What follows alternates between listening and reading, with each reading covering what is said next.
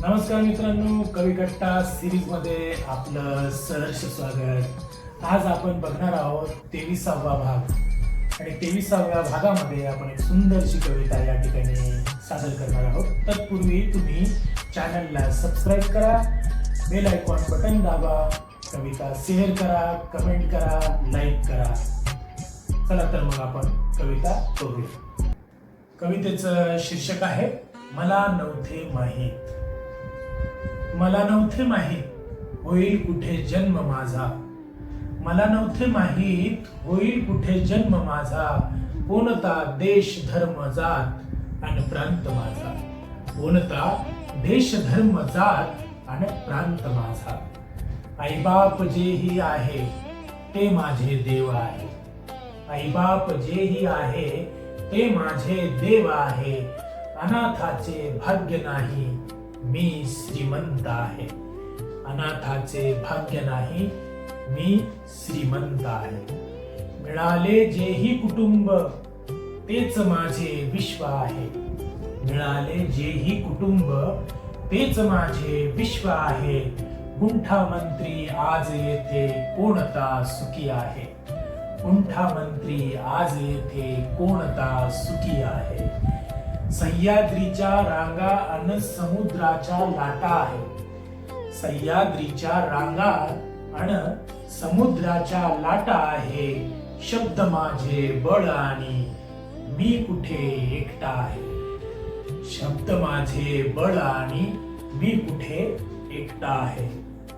सगळे सोयरे संतन ग्रंथ माझे प्राण आहे. सगळे सोयरे संत अन ग्रंथ माझे प्राण आहे. अक्षर वेडा मी अन लेखनी आधार आहे. अक्षर वेडा मी अन लेखनी आधार आहे.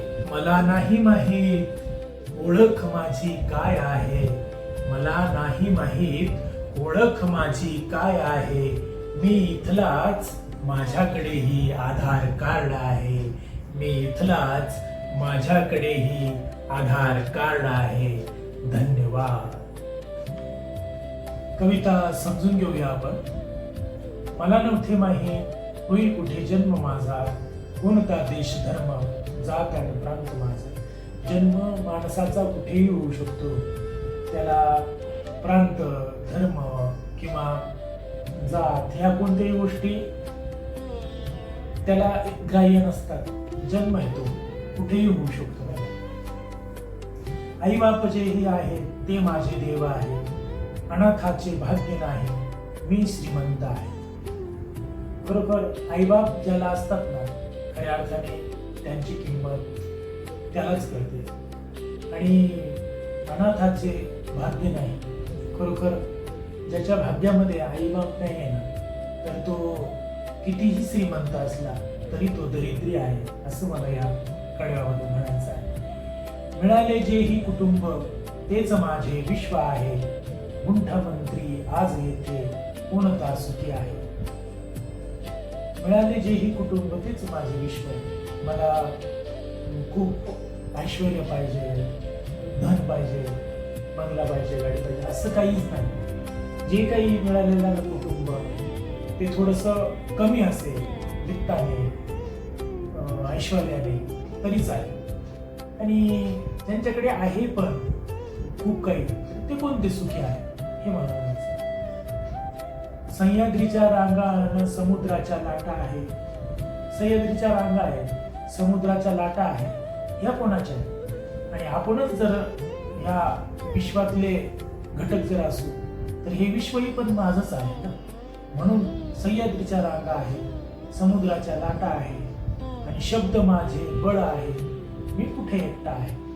हे सगळं काही जे काही विश्व आहे, या विश्वातील अंक असेल, शब्द असेल, पर्वत असेल, रांगा असेल, या सर्व काही ज्या काय आहे ना त्या माझ्या आहे हे मला म्हणायचं आहे. सगळे सोयरे संत ग्रंथ माझे प्राण आहे. सगळे आहे, सोयरे आहे आणि संत आहे नाही का, यांचा सहवास आहे आणि मग ग्रंथ पण आहे. हे सगळे प्राण स्वरूप आहेत मला.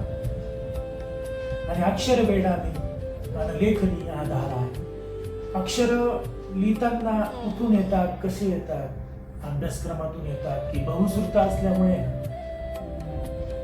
बहुतेकदा सगळीकडेच आपण जे अवलोकन करतो ना त्याच्यातूनच शब्द निर्माण होतात आणि शब्द साठतात आणि त्या कवितेच्या रूपाने या ठिकाणी कागदावरती उमटतात हे मला सांगायचं आहे.